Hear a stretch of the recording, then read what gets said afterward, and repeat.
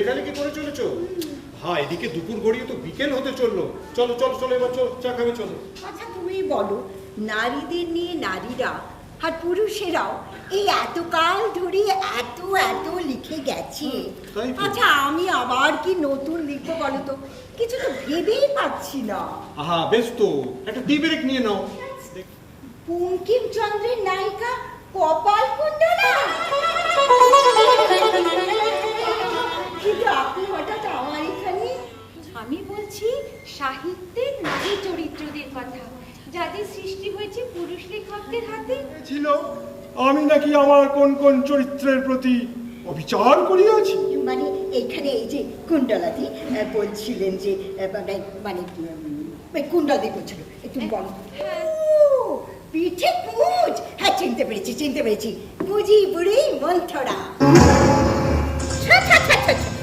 কি কথা ছিরি, তুমি না শিক্ষিকা, সর্বনাখা।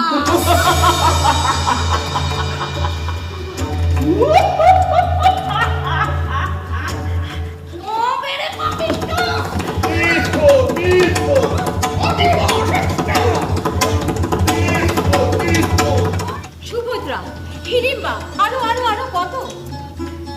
তোমরা তো এই যুগে শাশুড়ি ননদ নিয়ে ঘর করতে পারো না।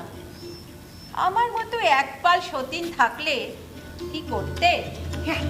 এটা কি বললেন আপনি? আপনার সঙ্গে আবার আমাদের তুলনা? আমরা হলে হয়তো অর্জুনকে ট্যাকে গুজে একটা ফ্ল্যাট দেখে কেটে পড়তুম। হ্যাঁ হ্যাঁ হ্যাঁ, সব ভুল। ভুল না তো কি? হ্যাঁ, ভুল না তো কি? আরে আমি তো ওই রত্না ডাকাতটার মতো একটা যা কিছু লিখে ফেলেছি। হ্যাঁ, রাম না জন্মাতেই বানিয়ে বানিয়ে লিখে ফেললো আস্ত একটা রামায়ণ। হরিবল।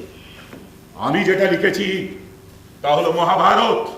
আমাকে কেন? কাউকেই আপনি জেতাতে চাননি।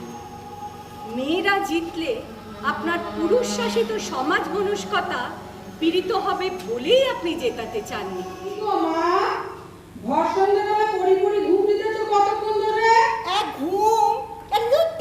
কি বলছিস কি?